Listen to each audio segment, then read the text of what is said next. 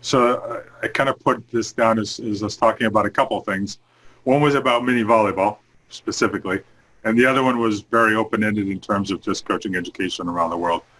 Why don't we start with the mini volleyball thing, because we could probably talk about that more quickly and concisely, and that'll leave us room to go wherever we want with the other stuff.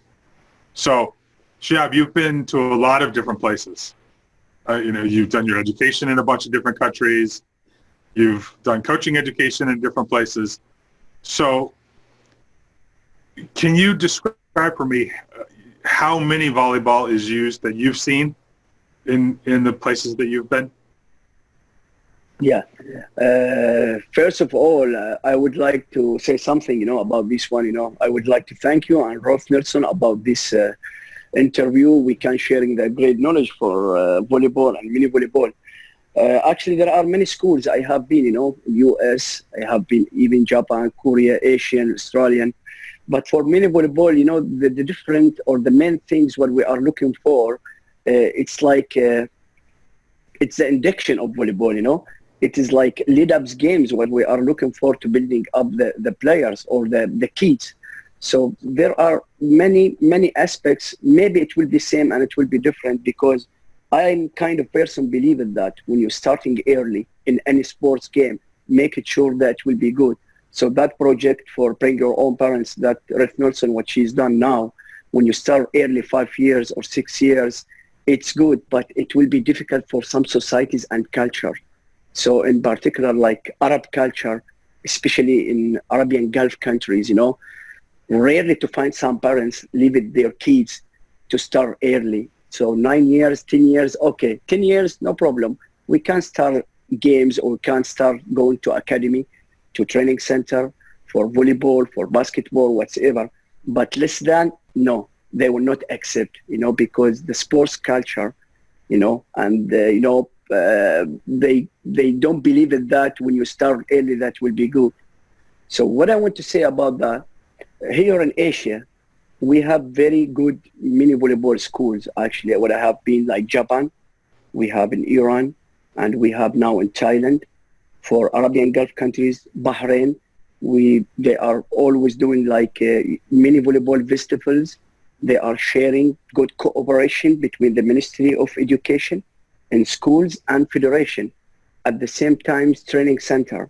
So they are sharing together, doing every year like more 5, 6 volleyball festival under 10 years. They will select the talents. After that, they will move, taking this talent to the training center. They train in training center and clubs. But the main thing actually for mini volleyball, because we cannot say qualified coach. I believe it about physical education teacher, because they know already about the sports science and the different fields, But the main 3 aspects in mini volleyball, we need just to do some games. We need to improve their mobility, We are not looking about the duty or specialization. Fun as much as we can, competition between each other, and easily game, It will be easily game. So this is a lot of arguments actually between some schools, because some schools, they will say, no, we are looking for the results. We are looking for the winning, but we are not looking for that.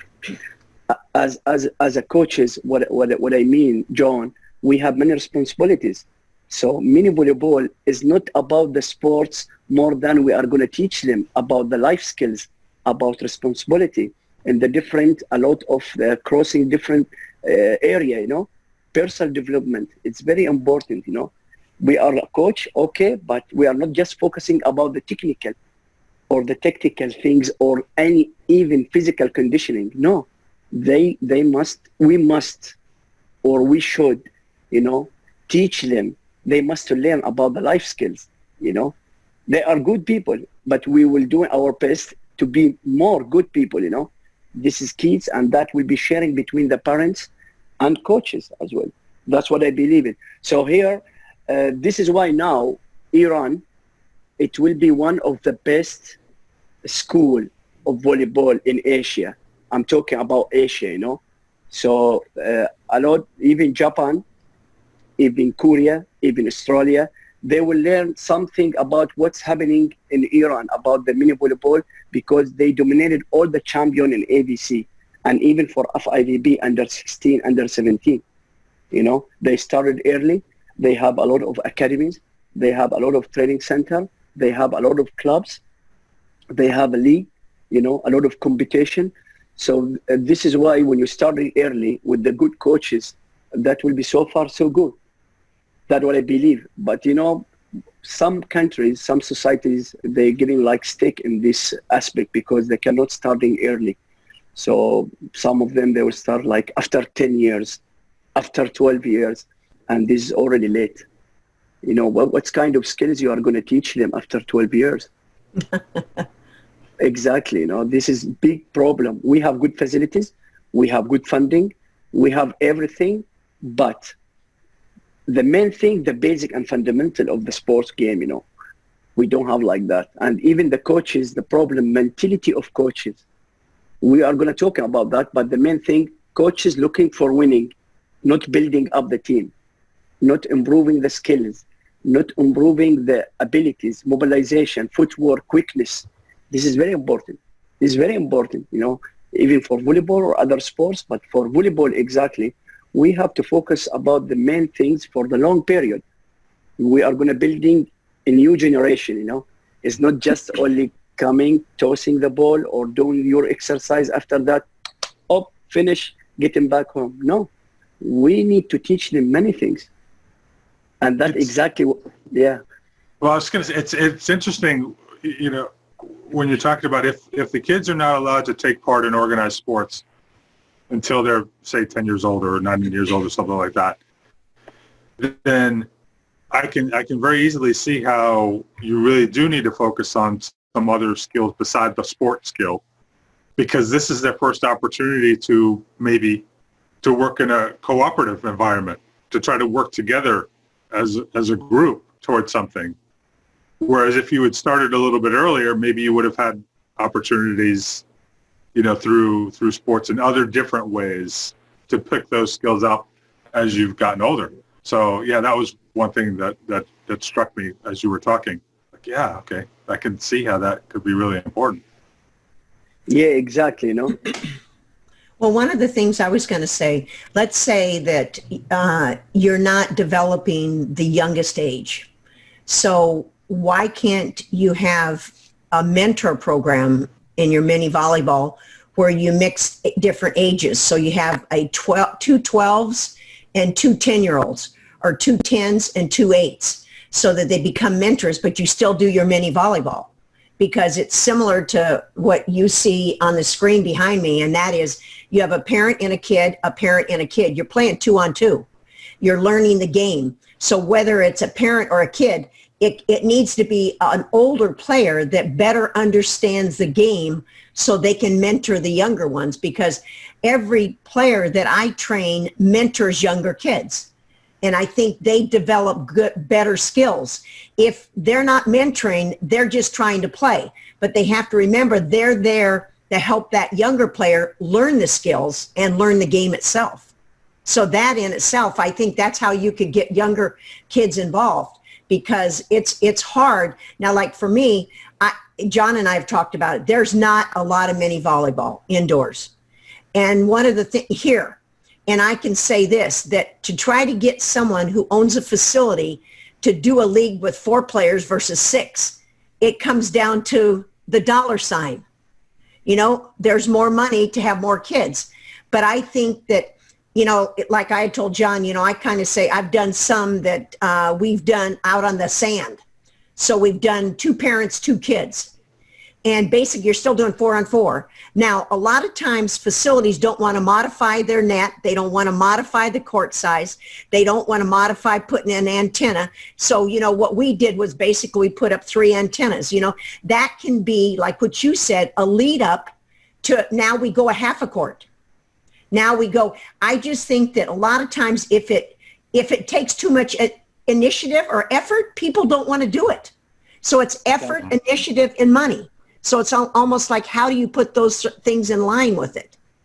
but maybe that's a way that, you know, you could get more younger kids involved.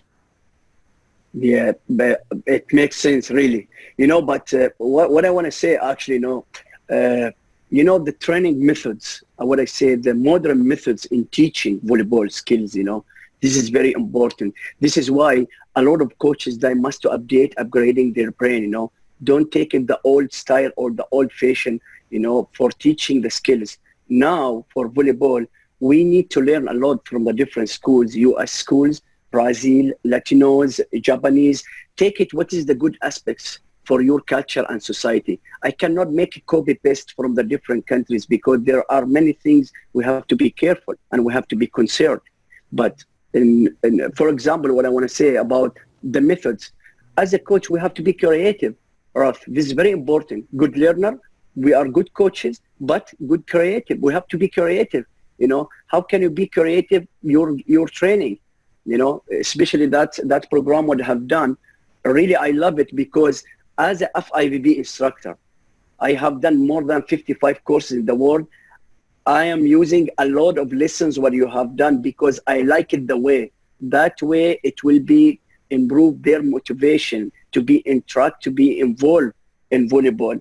Some of coaches, they have like arguments. They say, okay, 5 years, 6 years, Shihab, what do you think? Let them to play everything, basketball, football, volleyball. Yeah, no problem. But I cannot push them now. Okay, you have to play volleyball. No, play volleyball, basketball, football. After 12 years, okay, now we need to take one sport. Which sport you like it? Because also the psychological aspect is very important. If you like to do something, make it sure. There is completely different between champ and cheap. You know, that's age is very important. Okay, do you like play volleyball? Yes, I like it. Make it sure that it will be on track. It's good. But you cannot force the kids to playing something they don't like it. And the main thing, John, coaches, they must open mind, you know, not just only focusing about the training. It's not about the training. It's about many things, about their kids, about their knowledge, because, you know, we are always saying we need technical preparation, tactical preparation, mental preparation. But the main duty of our coaches or us, knowledge preparation. We need to improve their knowledge, you know. This is very important. Not just only come and playing sport, you know. That's what I believe in. All right. Structurally, I've seen different versions of what mini volleyball looks like. When I was in Sweden, the version that I saw, and I think these kids were maybe 10 years old, somewhere around there, they were allowed one bounce per time the ball came over the net. I mean, Ruth, obviously, I know you use stuff where one person is catching as part of the BYOP stuff. Mm-hmm. I've heard of variations of mini volleyball that allow a catch. There's also, is it smash ball? Is that the one? Yeah. I keep forgetting if it's spike ball or smash ball. Where there's like a progression. I know the Canadians have a big progression. Where like early part of it, they can toss and then hit it, and the net's really low, so you don't even have to jump. If you're tall enough, you don't even have to jump.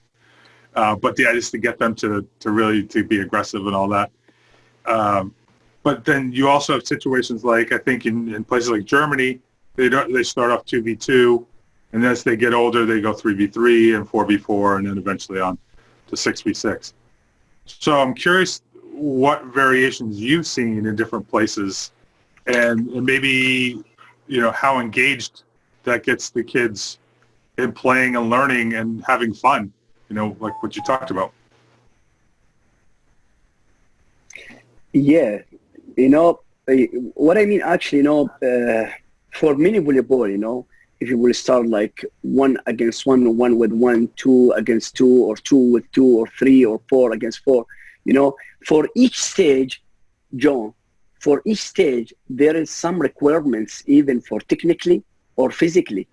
So when you start early, we are not looking more than above the physically or technically. We are need to improve their abilities for quickness and movement. So for example, like Japan or China or Asian school, you know, like if you are looking like 40 years or 30 years ago, it's good schools for mini volleyball, Japan and China, but you cannot be tricky as a coach, you know, because they are believing the coach must be tricky, more than 20 balls, 30 balls for training, even for mini volleyball, you know, just make it the hard situation for movement, 3-4 balls, different direction to improve their like agility or different good reaction for them. It's not like that. It's not like that. Now volleyball is completely different. Volleyball, modern volleyball, even for mini volleyball, is completely different. It's not like about the strict drills or the crazy drills what you have done. You are thinking, you are improving there technically. What I believe, the main thing is movement, mobilization. It's completely different when I'm going to teach you the skills when you're standing, not moving, or with the movement. Here what we are looking for. And stage by stage, you are going to link that in volleyball court. Because our game in volleyball court, some of coaches, what I want to say, John, overestimated doing some practice, some drills, but is imagination, you know, is out of our game. It's not like that. We have been thinking carefully about our players and take it stage by stage. We cannot jump to stage 3 in mini volleyball, 3 against 3 or 4 against 4 if I'm not was building perfectly the fundamental and basic of skills. It's going to be like that, you know. So I designed one schedule for one countries in Arabian Gulf countries, Dubai. I scheduled that for starting 8 years. And for 8 years, what I need, okay, volleyball court. It will be 2.5 by 3.5 small court, because the small court with the decreasing number of players is good for movement. In university, for the beginner, typically like mini volleyball, but the difference is they're physically, maybe they will be ready, but technically and skills, they are not ready. So for example, I'm always pushing them to playing 2 against 2 in badminton court, because I need movement. I need mobilization, you know. It's not just only passing the ball over the net. This is the main principle of mini volleyball. But before that, we need to improve their abilities. It's not about strength, about something. No, I need movement, quickness. Ruth is very important.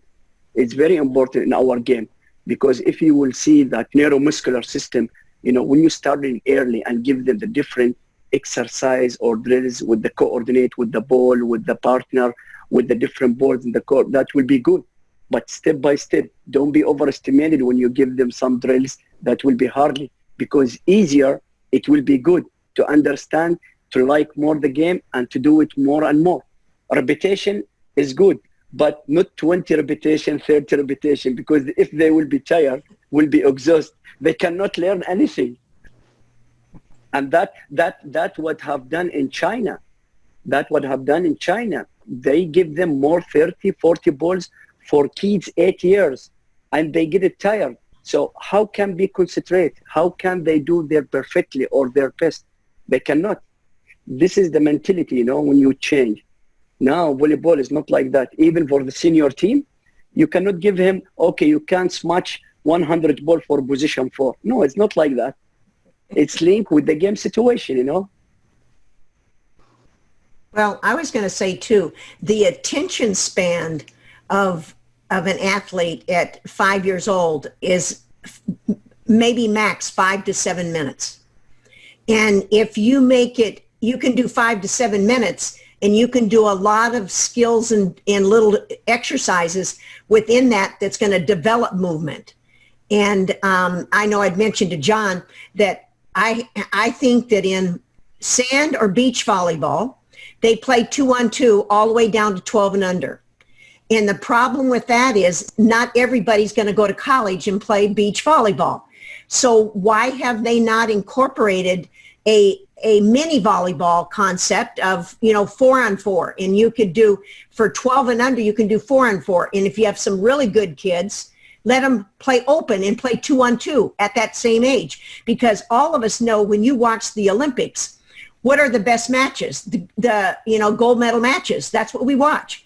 So why do we expect a 10 or a 9 or an 8-year-old in beach volleyball to be able to play 2-on-2? Now, a lot of those beach volleyball kids play with their parents, play with a hard ball.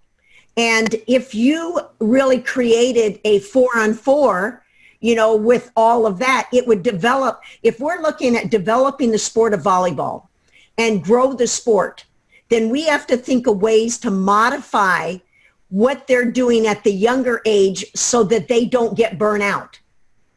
They must understand the skills and the positions of the court, because I believe that they develop a love and passion for the sport. Because if you just shovel someone into one position because you're tall and you're a middle, or you're small and you're a libero, then you never really understand the game. So why would you get excited about it? So I think beach volleyball could really make a big change right now, because I want to see, as you saw in the picture, we did 4-on-4. And basically, at first, the parents had to catch it, because some parents aren't as talented, which means there's never a rally. So the kid passes it, the parent runs and bumps it somewhere else, and the kid never gets to play. So how do you enjoy the sport if you can never at least use 2 or 3 hits to get it over the net, or the person on the other side never returns it? So the games, what you're talking about is lead-up games. I think they're excellent. It's almost like there needs to be places in the U.S.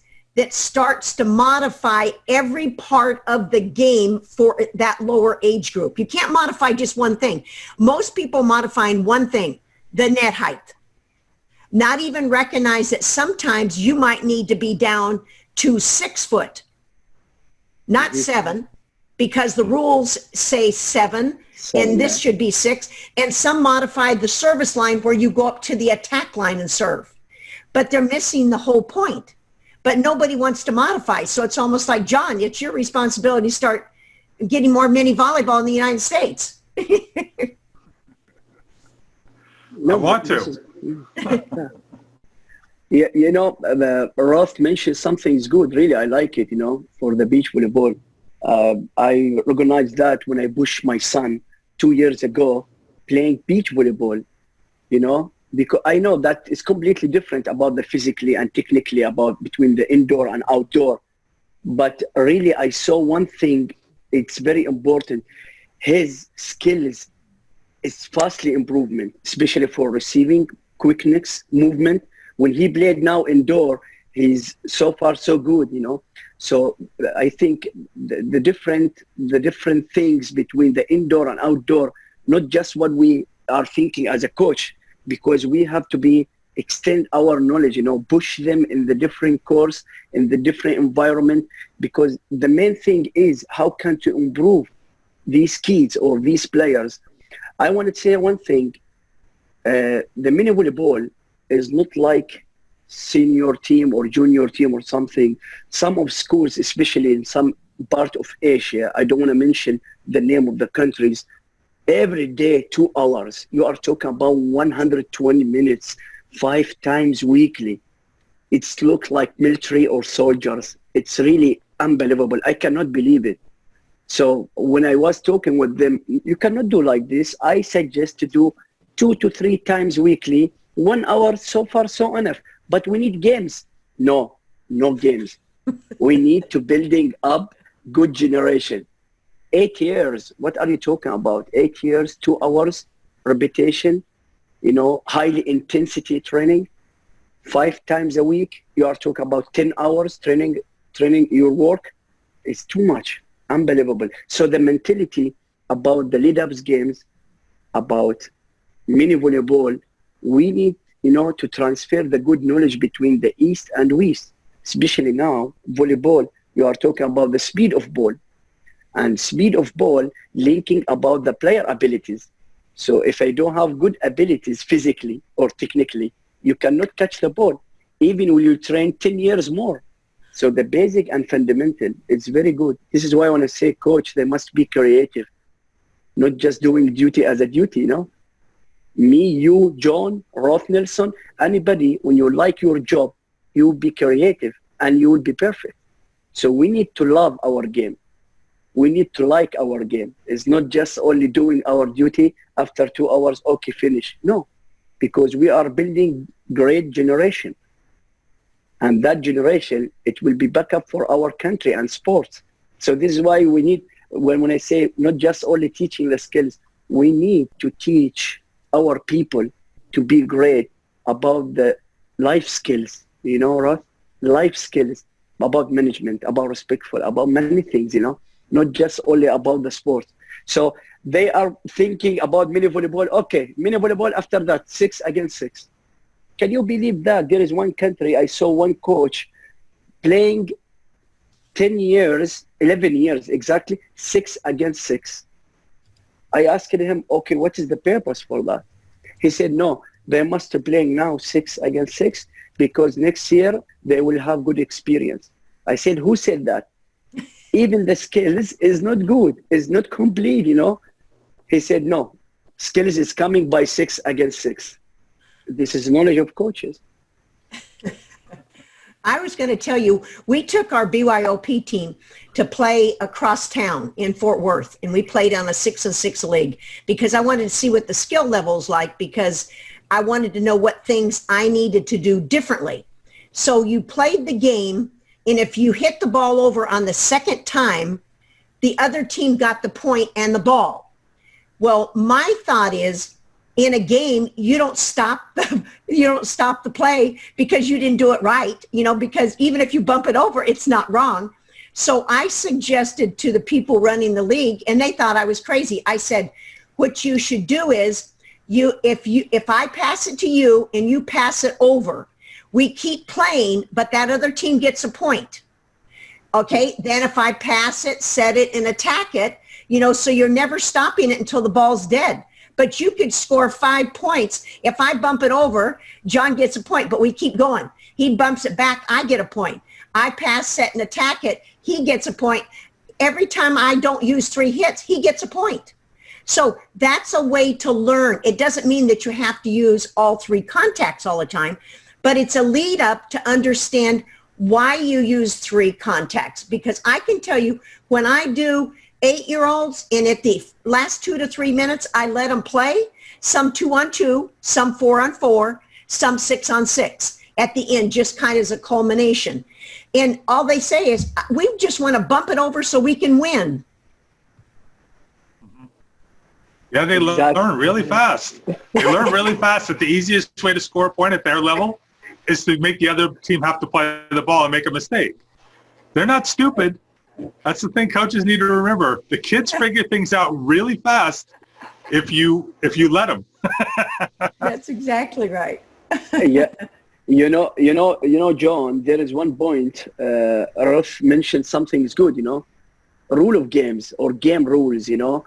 As a coach of mini volleyball, when you teach your kids, you have to create simple rules, you know, but the main purpose is repetition, because I need repetition with the movement for the skills. So I'm not looking about the winning.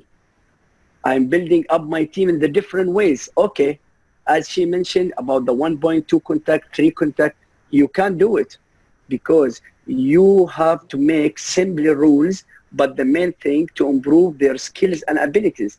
So game rules is not strictly like FIVB or American school or Japanese school. No. You can do it whatever you are looking that will be easier and fun and competitive for your kids. And this is good. I like it. I like it.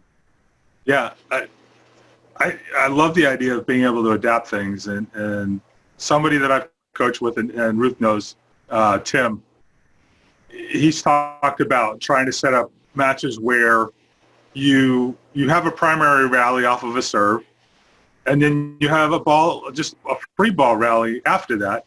So you know that there's going to be, in a serve-based rally, those tend to be quite short at the low levels because they can't pass. And if you get one good server, they're going to serve a lot of points unless you put a rule in that says you have to rotate or something like that.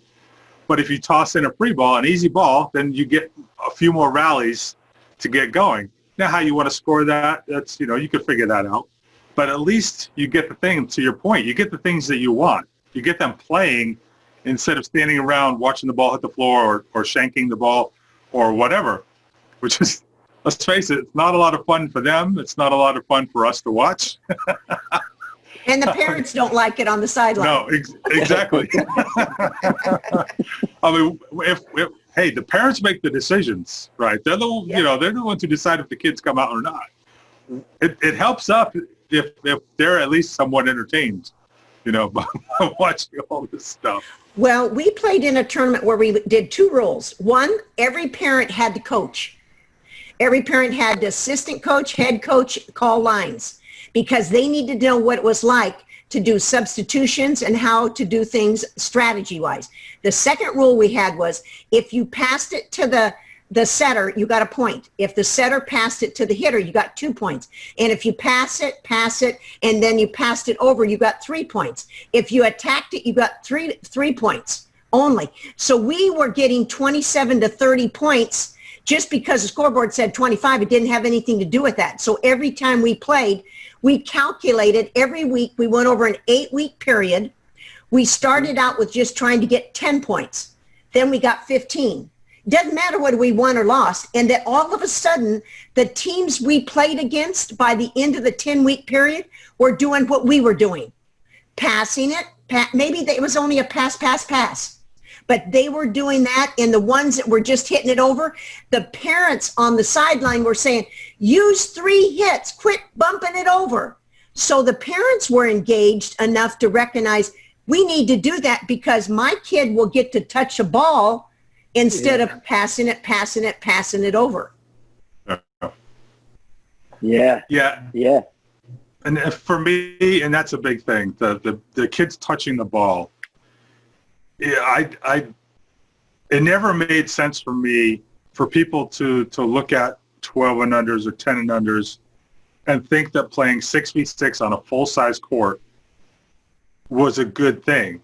I mean, they figured out in football, years ago that it's better to have the smaller kids play on smaller teams on smaller fields, where it's because otherwise, if you get a bunch of 10-year-olds, 11v11, what happens? There's 20 kids around the ball, and that they just follow the ball around. So it doesn't. It's not soccer. So I don't know why our sport, certainly in the U.S., other places in the world clearly have got this concept much better than we do. But 2v2, each kid gets a lot of contacts. 3v3, 4v4. The kids are getting a lot more touches, and they're a lot more involved. And you don't have a situation where a kid goes up, 6 rotations and never touches the ball except maybe to serve it, which happens a lot. Let's face it. It can happen quite a bit. I think somebody wrote an article where they actually measured how many times their kid touched the ball. Oh. And you're like, it's depressing. It really is depressing. So for everybody, you would think there'd be a lot more motivation in this country to do stuff with the smaller sizes. You know what I was going to say? I think that, you would know, Shihab, you've been so many places. John, you've been so many places in the world. How did you develop your coaching philosophy?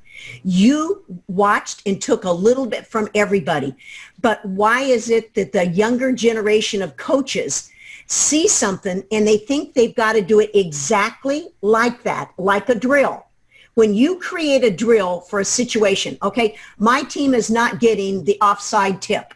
I have to create a drill to practice that. And everybody needs to practice it because it might happen.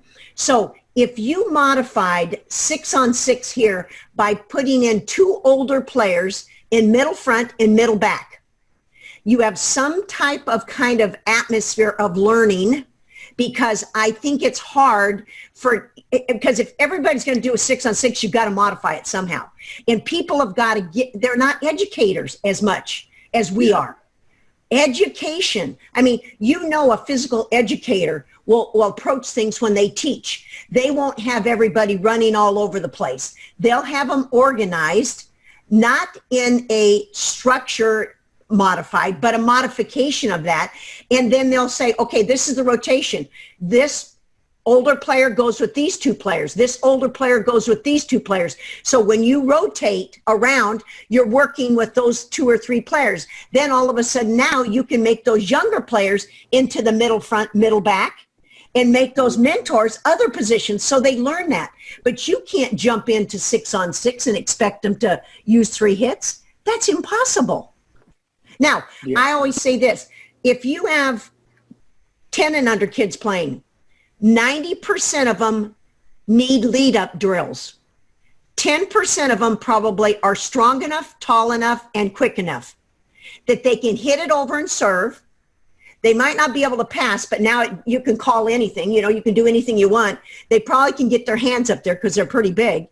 And they end up playing club here in the United States. But those other 90% need all of this lead up, whether it's 4-on-4, 2-on-2, a modification of 6-on-6. But you have to get enough people that believe in the education of lead up drills. Exactly. I'm totally agree with you, what you mentioned now, because as you mentioned, step by step, we need a step by step. You said about the game of rules or the rule of games when you said about the 10 points, 15 points, 25 points, or something like that. Even when you change or modify the rules, we need to take it from the easy to difficult. This is the main principle of mini volleyball. We cannot jumping to the difficult situation for our kids because we need to teach them in easier way. And this idea, I like it. It's like idealization, This is the ideal. In each zone, we have 3 players, or we have like 6 rotations. For each one rotation, there is 1 player, the old player. They are going to teach them. They are going to support them. They are going to help them, even exchange or transfer the knowledge during the game or even friendly game. This is good. This is good idea. I like it. But what is the main problem actually for the new generation of some coaches, not all of coaches? The problem is they are looking for winning. They are looking for success in short way. They don't want to be tired. They need everything. It will be fastly, and they need to building their name in this way. No, it's not like that. This is why most of young players, they're going down, Most of kids, they cannot, not interested in volleyball because the coaches, they cannot let them to involve in the game. This is the main problem. As we mentioned before, coaches, we are like psychologists, even for mini volleyball or kids, it's very difficult. It's not easy when you deal with kids.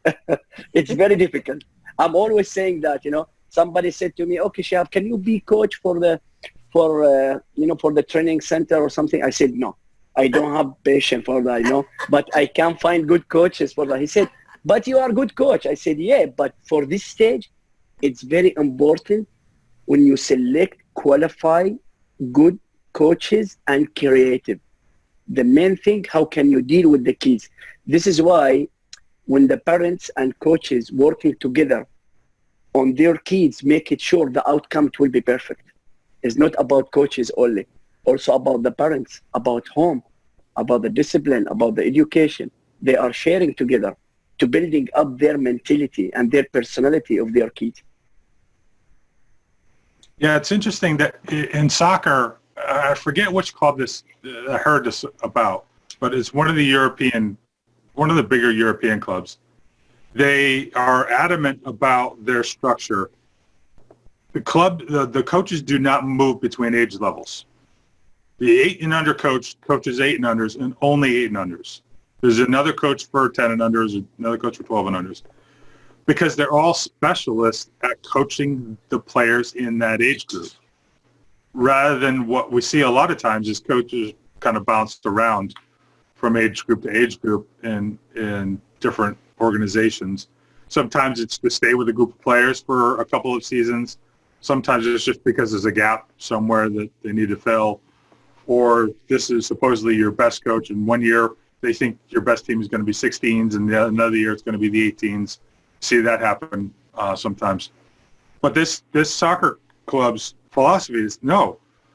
These coaches know specifically how to work with these players and are best suited to work with these players. So they're going to work with them for this year or 2 year cycle. Then they're going to graduate on to another coach who's best prepared to work with them at the next level in their progression.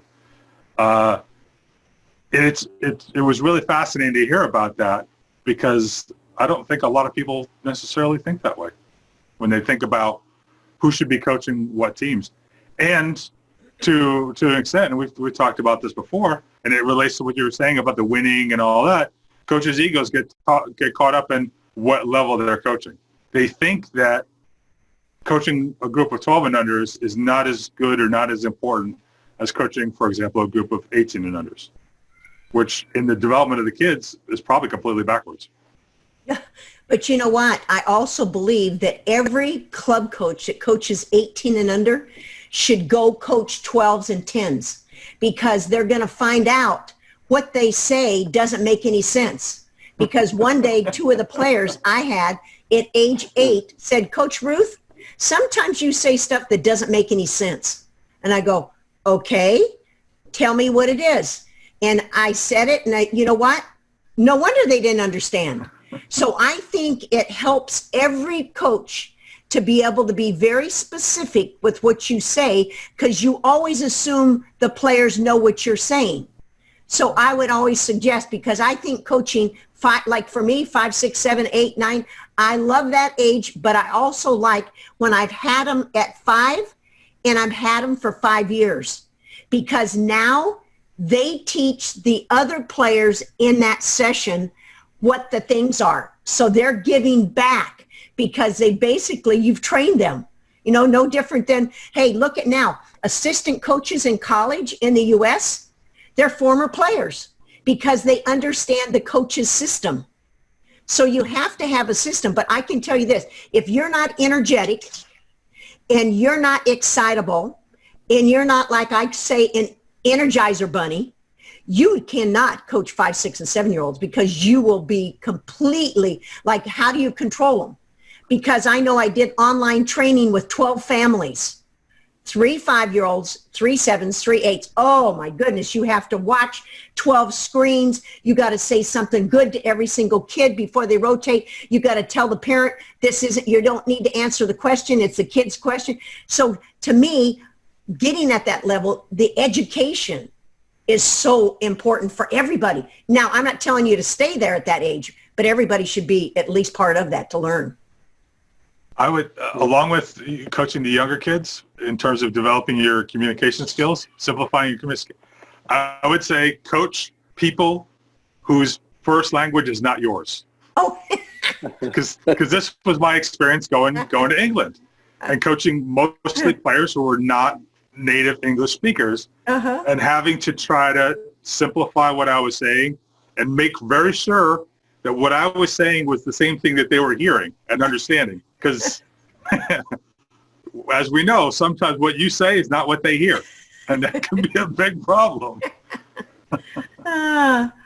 Yeah, you know, what I want to say, actually, you know, Ruth mentioned something about, you know, coaches for kids, they must be more practical, more than talking, you know, not just only stopping and talking, because kids like running, like fasting, like competitor between each other.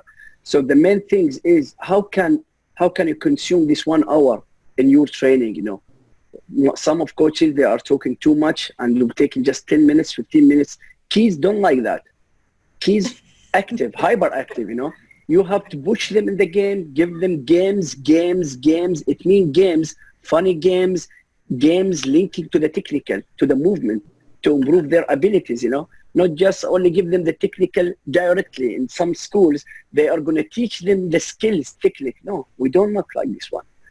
We have to be like simpler way, you know, that methods, it will be easier for them. We are going to teach them step by step from easy to difficult.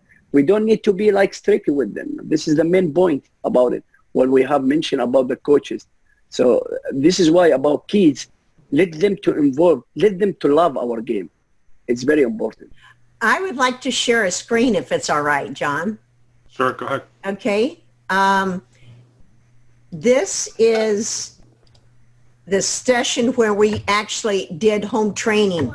You've got all these screens, and then you're having to watch every single kid and the parent, and whether they knock the camera off or whether they're outside in the wind, but it gives you an idea of what it was to train BYOP outdoors. And then the idea was at the end, they basically went over, you know, the whole skills program. But I wanted to show you the last part that I brought in. Now, this is indoors when we started. And then at the end, we ended up, these are our BYOP instructors from 3 other states. So they got to watch, and they said by the time they got done, they said their eyes were so tired. And I had one kid that ran over on a scooter to the neighbor, and I said, Gracie, you're supposed to be over here training with me and not going to your, she was going off on a scooter. Another one had a dog that was in the middle walking. So this it's in itself of training online, because everybody thinks it's easy to train online. It is not. I mean, one-on-one training is okay, but when you add all those different perspectives to it, it's completely different. Exactly. Exactly. It's hard work. You are doing a great job now, Ruth. Oh, I was tired. No, really, I love it. I love it. It's a great job. And it's not easy, as you mentioned that. It's not going to be easy at all, you know, because the self-learning or self-training, yeah, because outcomes of this operation, we have to look at that there is some indicators or some signs that will be improving for these players or their kids.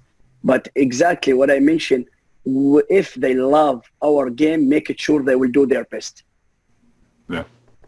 All right. I want to do a transition to get more into kind of the development of coaching education. And this is kind of spins off of what Ruth had mentioned about developing coaching philosophies by exposure to different things. And one of the things that came to mind a little earlier with regards to the modern generation of coaches is in the U.S., a lot of them are U.S. educated only, or is certainly the vast majority. You go back 2 generations of coaches, and you can make a very good point that they were primarily externally educated, having Japanese influence, Korean influence, Russian influence, whatever, like during the 70s and into the 80s, and even in the 60s before that. I should let people know, we actually had a conversation a couple weeks ago just to kind of get to know each other a little bit.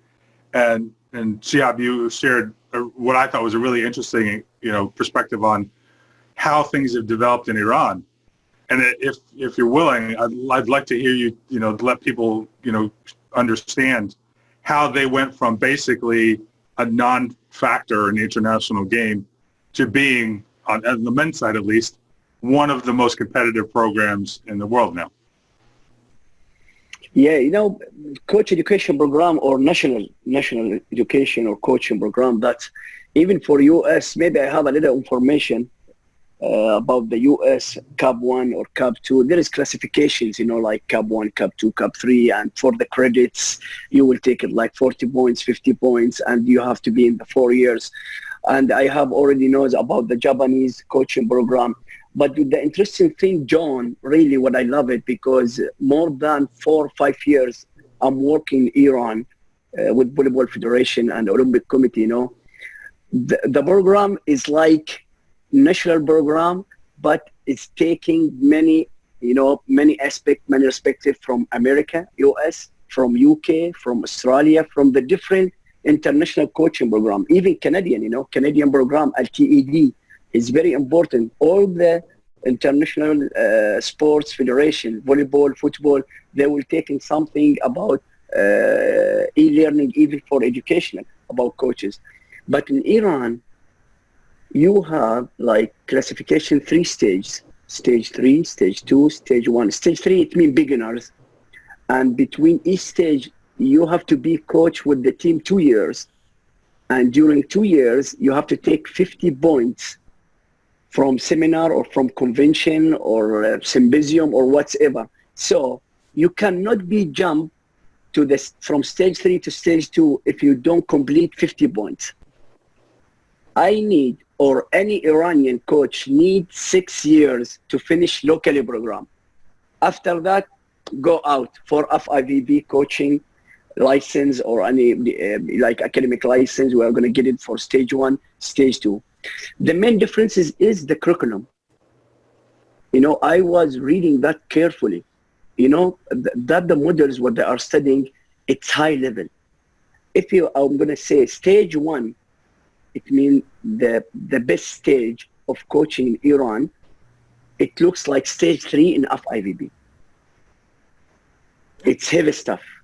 In the different area, crossing different areas in sports, in psychology, in physiology, in motor learning, in many things, you know. This is why the outcome of this coaching program, coaches, really, they have good knowledge. Really, they are so far so good in practical and also in theory. And the main thing, how can be accepted in this program? Nobody can jump in this program. So the main things, you must play volleyball. If you don't play volleyball, forget, you have at least university degree. But there is some exception case. If you are playing in Olympic Games or national team in some Asian tournaments, okay, that will be studying this case, okay, you will get exception. Otherwise, because they believe in that, if you don't have university degree, how can you extend your knowledge? How can you improve your knowledge? It's not about the secondary school what you have. No, we are looking for a new generation, good coaches. And the outcome, what I have done, more than 10 courses, FIVB courses in Iran, most of them, I can say 95%, they are perfect. Good knowledge, skills, skillful. You cannot say about the coaching skills. They are so far so good, you know, and updating. The good thing is any book, it will be authored in sports from US, from Canada, from UK. It will be translated after 1 month by Persian. So in this way, you know, all the coaches, it will be easier to improve their knowledge, to upgrading their brain. And really, I like it. And not, I'm loving that just because Shihab is leaving over there. No, look at the results. Look at the volleyball level. In Iran, 20 years ago, ranking 25 in FIVB ranking. Now Iran, 8.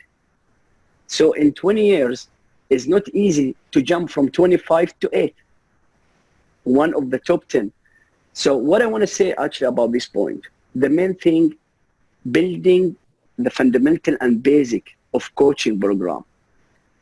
Your program, even in US, even in UK, US program, I love it. You know, there is something behind this one or beside this one, they can working together, like convention, AVCA convention. Okay, but also depends about the topics when you're going to present. Now, US I think more than 50,000 coaches you have, Ruth? Am I right or not? More than 50,000 coaches? Volleyball coaches, how many in US? Probably, yeah? Oh. Yeah. There's over 10,000 in Dallas. 10,000 in Dallas, oh my God. So,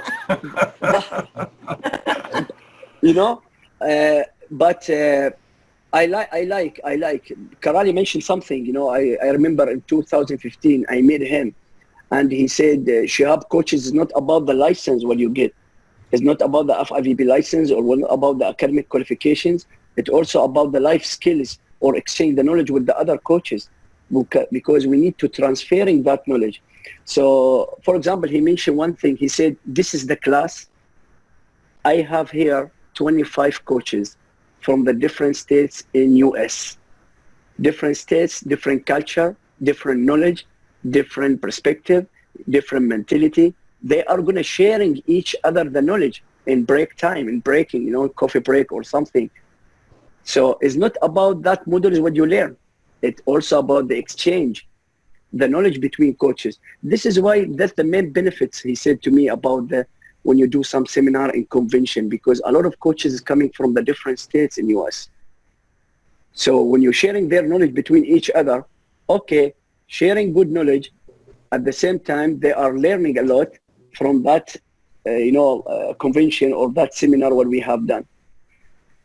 I believe that the coach education program is very important. Education is very important, and license, international license, FIVB license, or any international courses you have get that, it's good because you are going to transferring that from the theory in the practical at squad, you know. So if you don't have good knowledge, how can you improve your team players? Okay, now I have a question for you. You said you moved to 8th. Is that in men's volleyball or women's volleyball? I say, no, listen, both of them, both of them. Some coaches, they said there is completely different training between the women and the man of volleyball. No, I'm not believing that. But the main things, when you're working with the women, you have to be more than psychologists, because women, they are so sensitive, So I remember that I cannot say, okay, you are good. You have to say, all of you are good, like this one, because, no, this is normal, So this is why coaches of women, most of coaches, they are find good success with the women. Most of them, but it's hard work. It's not easy. It's difficult, and different. Also, it's difficult about the level of women. Is it about our level here, or about the US, about the European level, a professional level? Is it natural? It's completely different. So it depends about the level. It depends also about the society. It also depends about the education. Yeah, 100%. Have you coached a women's team? Unfortunately, no. No, listen, I got one chance in 2008 for national team. I remember that time the president of Volleyball Federation, he said, Shihab, I have surprise for you. I said, what? He said, you will be the head coach of Oman women team. I said, really? He said, yes. I said, I don't want. He said, why? Why you don't want? It's good job. I said, no. For me, it's difficult, because actually I am from the countryside, we have some value, we have some traditional aspects, Yeah. I said, how I'm going to touch them? How I'm going to teach them? I cannot. He said, come on, we are in 2008, don't think about that. I said, no. But in fact, it's difficult. It's hard work. It's not easy. It's not easy, So any women coaches coaching men's team in Oman? In Oman, yes, man. There is one man. He's a coach, but now that will be changed. But we are going to replace him from Iran properly. But how about women coaches coaching men's teams? No, we don't have. This is no. Oh, you're not ready for that yet? Definitely, no. I don't think so. That we need time. Actually, 2 weeks ago, we had conversation with one of high authorities about the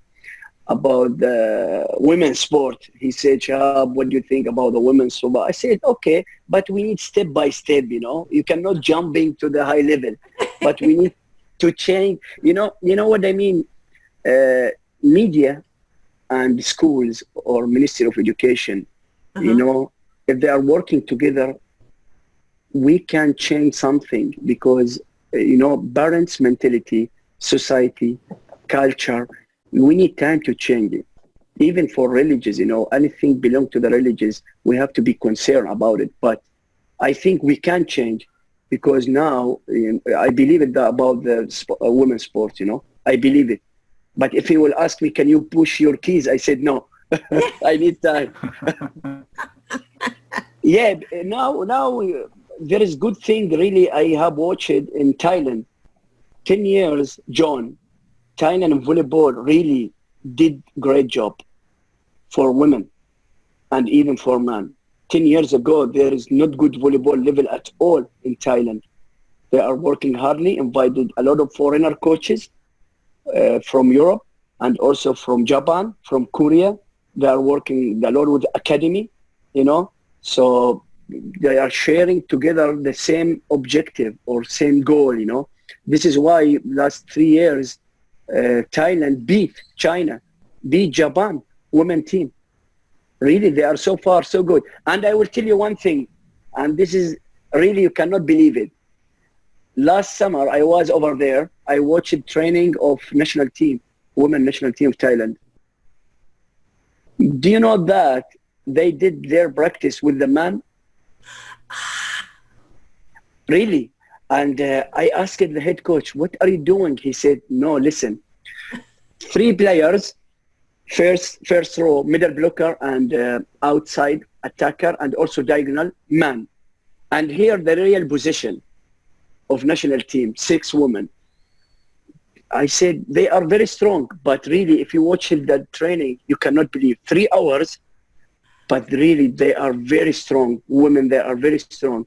The man, he's smashing the ball over the block. They can't catch it. They can't dig the ball.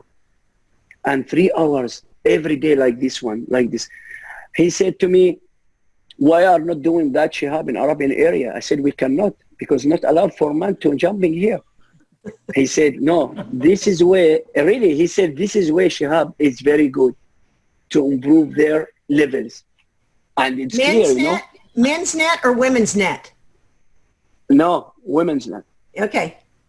Women's net. But, always spiking or smashing the ball over the blocker, So, when we toured with the USA team, when I was Ari's assistant and I played for him before, we played against men's teams all the time. Exhibitions. Really? Oh, yeah, because that was the only way that you learned to hit around the block and run the offense fast. And that's the only way you learned to dig. Now, they did have to hit it from the attack line. They did not attack from the net, tight to the net. Oh, yeah, we played men's teams. So they captured this idea from US, yeah? You can blame Ari for that. John, really, no, coaches, or coaching is not easy job. Really, I'm always saying that, and some people, they get it under, misunderstanding about this point. I said, coaching, you need to working hardly to improve yourself in knowledge and skills in many aspects, It's not just coming in your training or you are coach of national team. No, all our legends like Karali or our big names, Rezendi, and Big Bill, the big names in volleyball.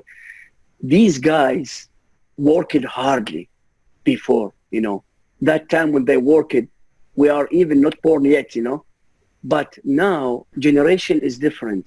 So now everything is providable. We have good technology. Now you don't have excuses or reason to say, no, I cannot learning by e-learning or online. You can't do whatever by online if you want to improve yourself. So this is why this is a really great message to the coaches. You must working hardly on yourself. Don't waiting somebody to push you or help you. I remember Ruth, sometimes she said to me, Shihab, you have to read this book. You have to look this one. You have. Oh, yes, yeah. this The Coaching Wizard book, I told you. exactly. He said it's already translated into Persian. It was, yeah. No. In Iran, really, it's these people over there, even coaches, they pay a lot of money to building their self, and the income is not too much, so they spend a lot of 200, 300 bucks every month just for materials, for books, for DVD, for something that improve their self in squat or volleyball court. So this is what we have to teach our coaches, especially the new generation.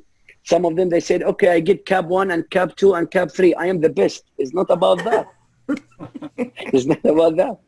If you will ask how many courses I have done more than 30 courses in the world, but it's not about the courses or license what you get. It's about the knowledge and efforts what you have done with your team, with your society. Because coaches, they must, influence in society, in people, not just all about your team. Yeah. Ruth, who's that behind you? Oh, that's our guy. He's at one of his FIVB. Tell us who those other special people are with you. This is Sri Lanka. That's that story what I mentioned to you about this big farm. They have academy and farm. Volleyball academy and farm.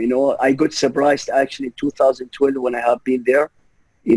More than 25 talents, 25 girls and 25 boys, everyday training. And if you will find that gym or that hall without any AC condition, just 2 lights, and it's like open area, everyday training, every day. I said to them, what is this? They said, this academy. This is academy? Yes, this is academy. But really, they don't have good equipment. They don't have good facilities. But now Sri Lanka, in Asian number 6 or number 7. So I was talking with the one president of Volleyball Federation. I said to him, look at Sri Lanka in 7 years, now number 6 in Asia. Why we are so late? We have everything. We have funding, we have sport facilities, we have everything. It's about planning, you know. It's about future plan. Because some of people, they say, or coaches, they said, oh, strategy, future plan. No, I need action plan, Ruth. I need action plan. I don't need to be overestimated just talking like talking. No, action plan. Okay, this is what I have. This is the budget what I have. And this is the facilities what I have. Okay, go ahead, do it.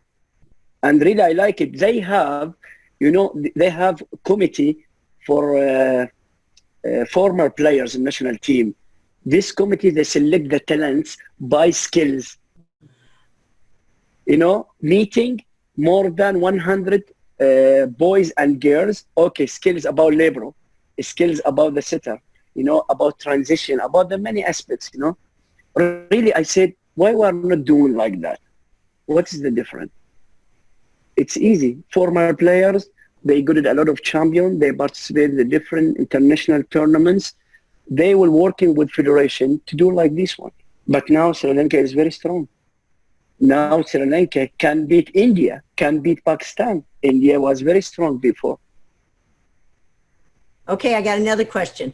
Why are you so passionate about volleyball for so long of time? And 2 is, how much time do you spend on social media? Yes, too much. No, I will tell you about my story. Actually, you know, I learned volleyball too late when I was 17, 18, you know, that this age it's already late, you know. And really, I love it.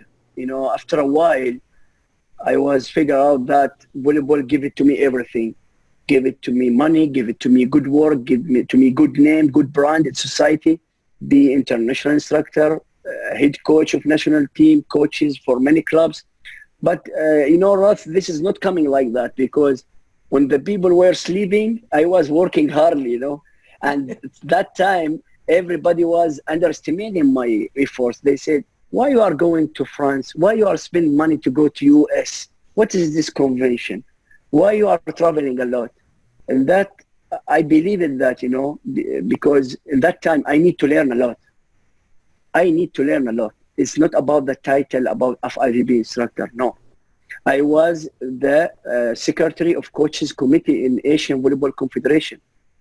I was the youngest FIVB instructor in the world, 27 years in 2008.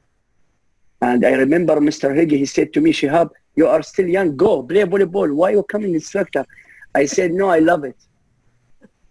But really, you know, volleyball, this is what I'm telling you. When you like something, you will be creative and you will be success, you know. It's not about just only that title, what you have, or what the license, what you get. So I spend a lot of money for traveling to learn from the different volleyball schools.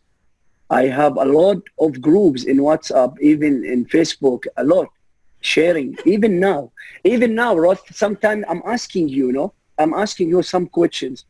Even in Brazil, I have good contact, Brazil, in Italy.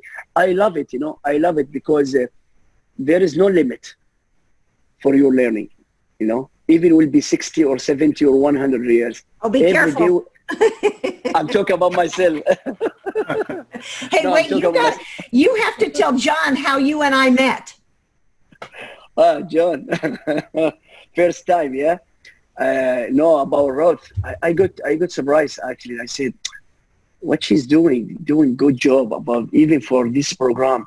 And every day, really, I was so curious. How can she do that?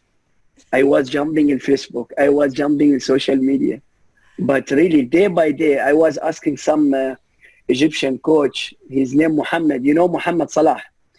And he told me, she is my teacher, Shihab. She was in Egypt for FIVB course. I said, really? He said, really, Shihab.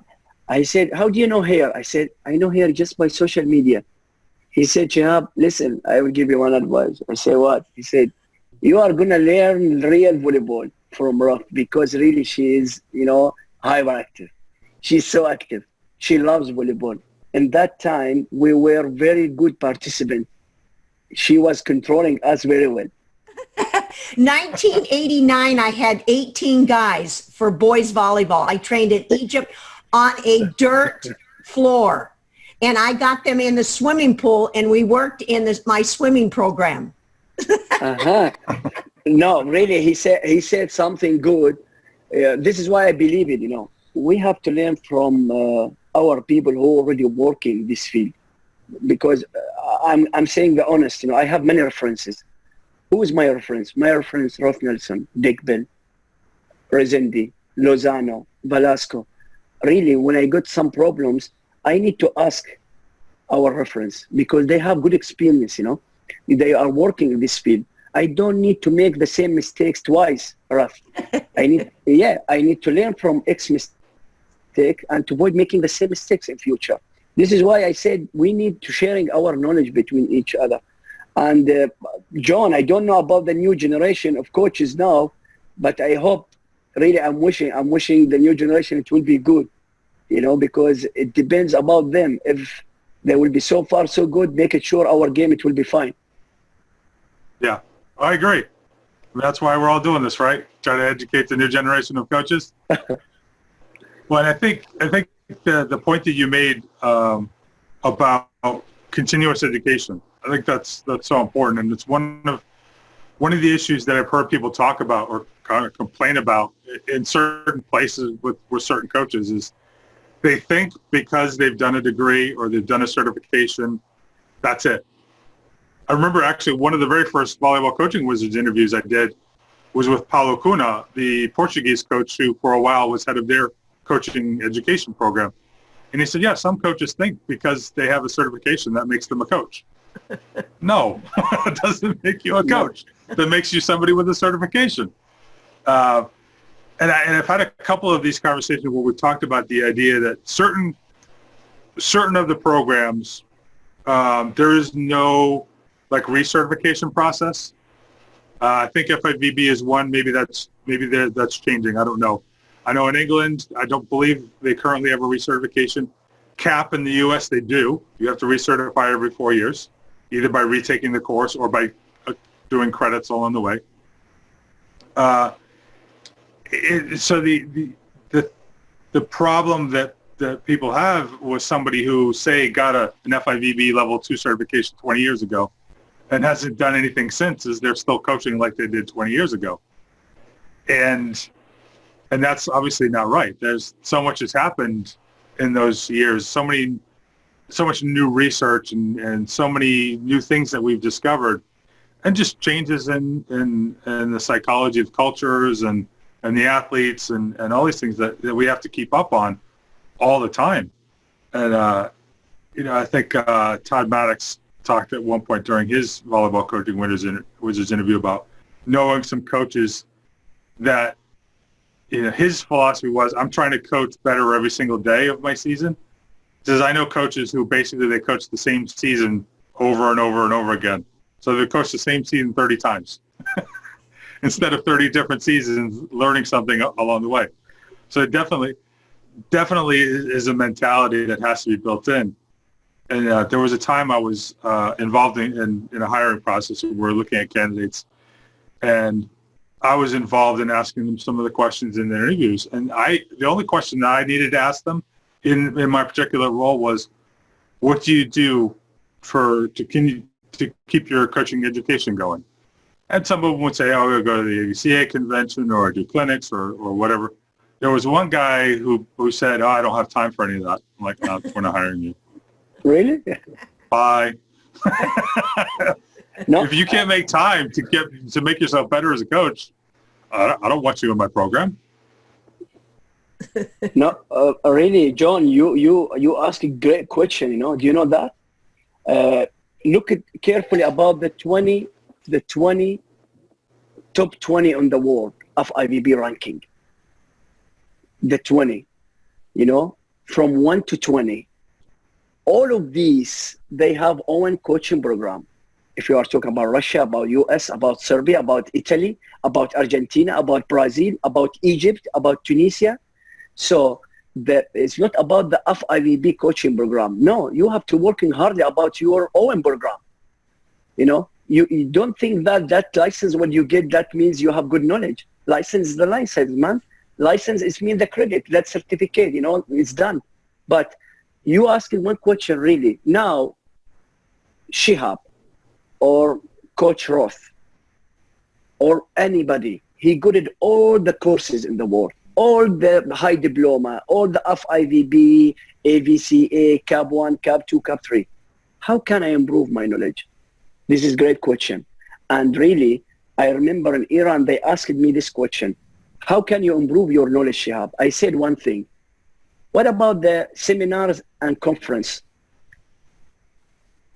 There is one conference about sports injury. There is one conference about the training. There is one conference about psychology.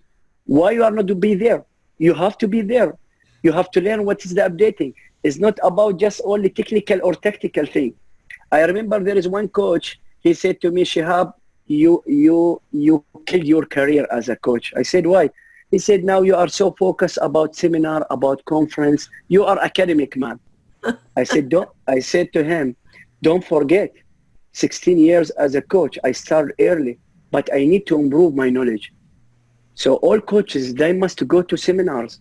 They must go to workshop, to convention. Why we are crossing more than 10,000 miles to go to the US or UK or Brazil? For what? Just for shopping? No, we need to learn. We need to learn, you know. So I was really so curious about the convention. What is mean convention? What kind of classes? What kind of coaches? Who speakers? Who is the instructors over there? I have been there 3 times. Really, I learn a lot. Don't say you don't learn anything, because that depends on you. You are going to learn, sure. If you are a good learner, you have to look about the information. So why not, John? Go to the conference. Every year we have many conferences, international conference, physiology conference, sports physiology, psychology. Why not? And you will find some papers about volleyball. A lot of people, they are so interested in volleyball, really. And last one in Slovenia, in Bled, there is one conference. I published one paper about the intensity of the game, how can be impact about the play position in volleyball. This is my paper. I was working about that. And there is one coach, he asked me one question. As a coach, Shihab, what can I get benefit from this paper? I said, you have to know we have specialization and we have positions and play positions. And you have to know outside attacker and diagonal, they are physiological demand. They are working hardly during the game. So what is your training program? Here, we have to link between physiology and your training. It's not about the tactical or technical. No, this is our field, but we need to improve in different aspects. So really, I like this question, and the answer is clearly, there is no limit at all if you want to learn something. Go to the conference, go to the convention, go to the seminar, workshop, even in local events or international levels. Certificate, you know. You know what I was going to say is that I've never seen so many youth seminars and Zoom meetings and webinars ever in the last 2 years about how to deal, this is US, how to deal with parents. How are we going to deal, and it's every sport. So it's not sport-specific information. It's all sports of how, dealing with the official, the parent that yells at the official.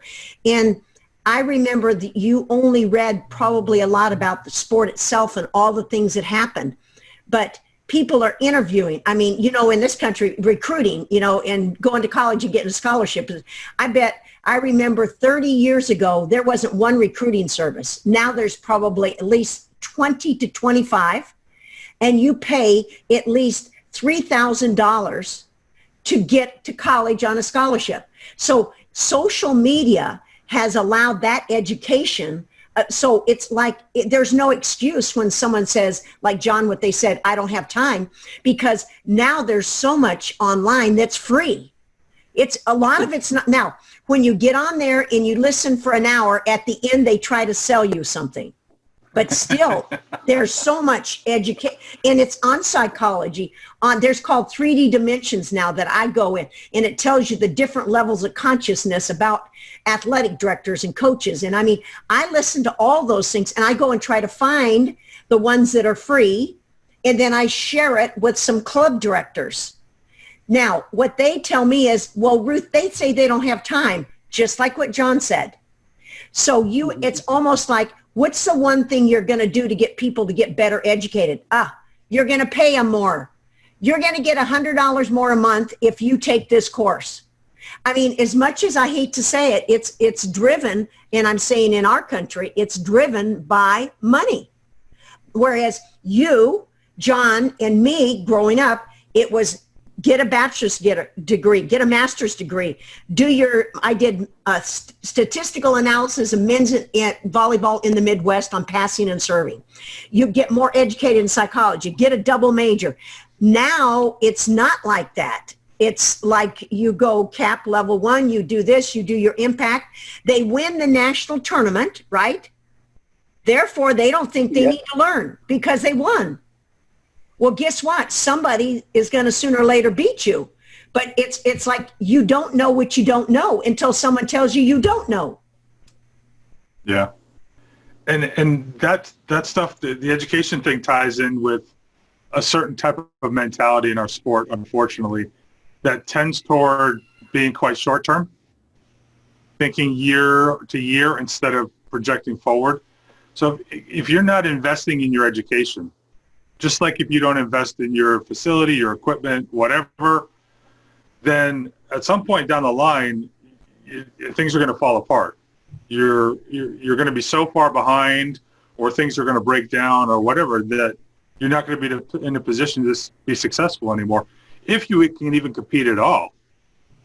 And we've actually had a question come in wondering, besides CAP, what coaching training do we recommend in the U.S.?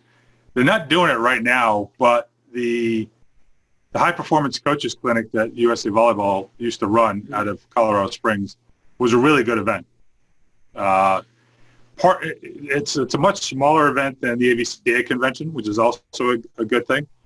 The AVCA convention is very much kind of structured on the academic idea, where you've got a lot of different topics and a lot of different presenters, and you can kind of pick and choose. Whereas the HP thing was one thread; everybody basically did all the same things, but there was a heavier focus on interaction. Everybody did their meals together in the cafeteria. Some of the sessions did breakout groups and things like that. So it was really good in that way. I mean, to Ruth's point about just looking for stuff that's available for free, Art of Coaching and Gold Medal Squared both put out tons of content that's for free. Yeah, of course they're going to try to sell you stuff too, but hey, John, you don't have to buy it. I was going to mention to you just now, which was last week, USA Volleyball has rolled out a virtual academy. And they have, you pay, it's $120, and a player can take it. And I'm sure they're trying to replace the high performance experience, and coaches can take it. And there's 2 weeks of training every single day, which is new. They've never done that before.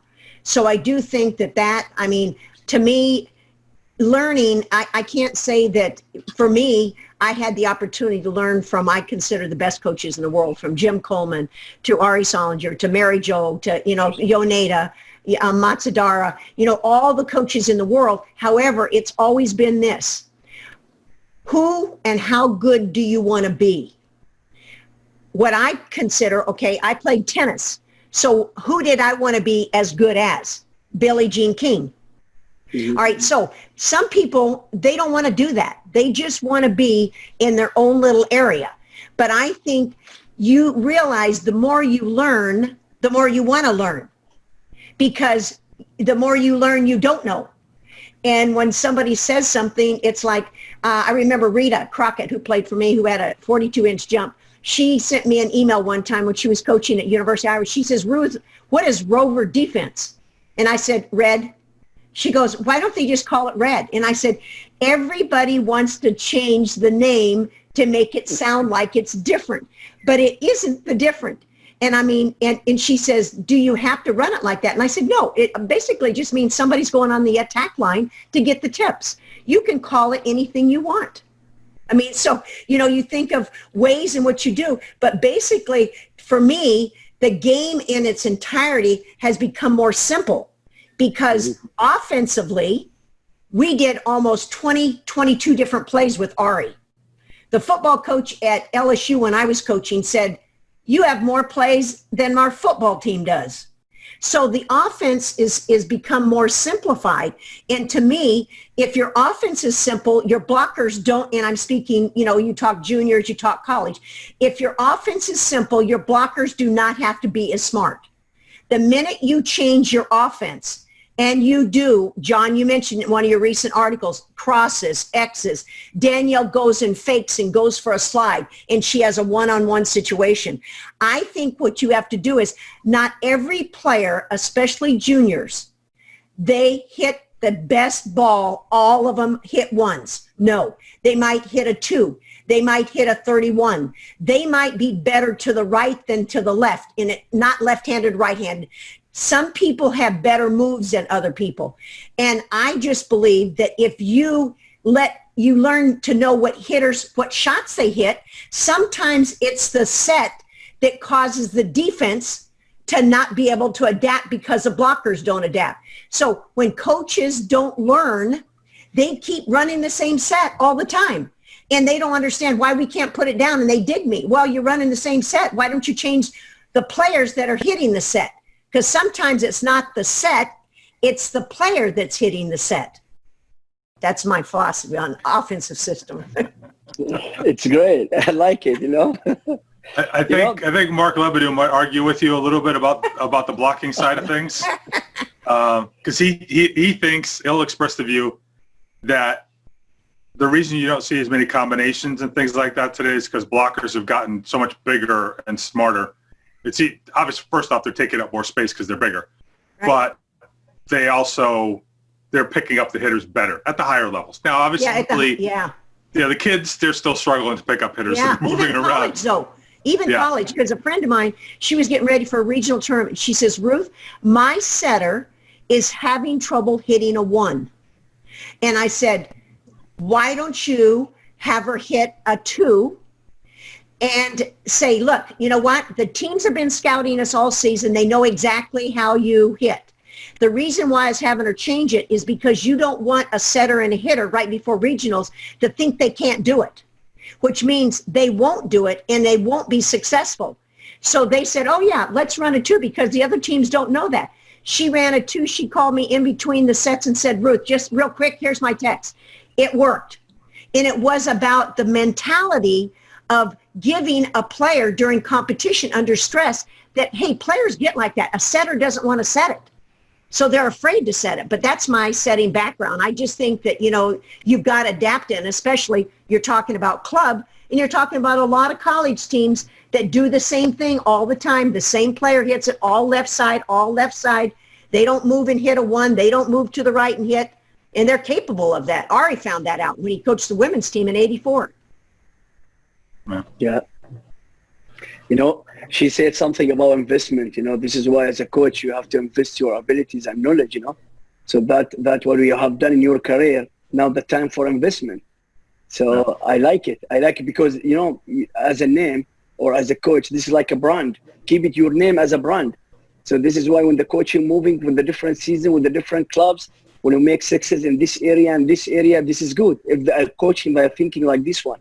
But if they are thinking we are coach, it's just all about the title, they never ever, you know, step up more. And I will say one thing. Do you know now 2 years, I was thinking about something I have done in Iran because we need to think carefully about our game. What is the difference between old volleyball and modern volleyball? It's about speed. And sometimes I'm thinking about the complex 1, complex 2, about the offensive skill, defensive skills. So like last year, I have done some examination about the speed of ball and the time from receiver and sitter, and from sitting and outside attacker, and transition from 2 to 4, 4 to 2. And there is one One coach in Iran, he asked me, Shihab, why you are taking the time and checking the speed of the ball? I said, this is very important. You know, I need to know what is the difference, because we need to study the individual differences between the players. You said something is good. As a coach, it's not just always a routine, the same exercise, same drills every day you have to done. You have to study your team and team players very well, John. It's very important. So this is why when you're studying very well, you have to be creative and to change your drills. Not just only copy paste from the social media or YouTube. That's what most of coaches, they have done this way, no? Yeah. Yeah, the drill collection phase of your coaching career, when you're so excited to learn a new drill. You don't really even care to think whether it makes any sense or if it would work with your group in your conditions and all that sort of stuff. You just like, all right, so somebody who just won a championship uses this drill. It must be the reason that they won the championship. Could possibly be any other reason. All right, we're running a bit long on time. Shihab, any final thoughts that you want to share with the people around the world? Actually, I want to say something, really, John. I would like to thank you so much about this. That's what you have done for volleyball, really. All that links, what you have done, all that classes, all that interviews, what you have done, I was sharing with all coaches, because we need to transfer good knowledge, you know, with our coaches. But the main thing, what I want to say, I'm sure about Coach Roth sharing me this idea. I want to say, as a coach, you have to working hardly to building up your knowledge, you know. It's not about the certificate or the license, but we need to working hardly also about the personal development, about our people, about our kids, because we need them to be real people. We need them to real good people, you know. So that's not going to be easy. It's just only by talking or by license or courses what we have done. So that knowledge what we be getting, even by courses or by in e-learning or webinars or whatever, make it sure we as a messenger, we need to transfer this knowledge for all coaches, for all generation. So don't thinking that you will be coach, that will be coach, that will be easier. No, it's not easy at all. You need to working hardly, because that's what you have done. That will be, make it sure it will be positively for your society, for your culture, for your people, for your team. I like one thing, Roth, really. I have done more than 55 courses in the world, John. Most of coaches, they said, Shihab, I didn't learn just only volleyball from you. Really, you inspire my motivation. You building up my personality. So this is why coaches, you have to influence in their personality. And this is very important. I like some players already crossing my life. They said, Coach, you have done a lot of things in my life. I said, nothing, just only training. He said, no. I was learning from you about personality. I was learning from you about commitment, about management, about respect. Here we are. And this is why we are here, you know. We are doing good job. We need to transfer this knowledge. I'm not going to say that we are good people, but we are trying to be good, to transfer good knowledge to other coaches. Hopefully. And I'm sure about that. Very good. I think that's a good way to wrap things up. Oh, I get to say something. Oh, okay. All right, come on, let the ladies do this. I would say this.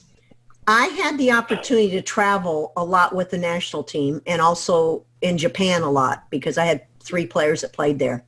But what John has done with the coaching conversations has provided a coach who didn't have that opportunity that I had to be in Japan, to be in Cuba, to be in Dominican Republic, to be in Russia, to go study in all these countries. Not everybody wants that. Some want it and don't know how to get it. But they can get online now and they can listen to all these conversations and learn so much from all different coaches.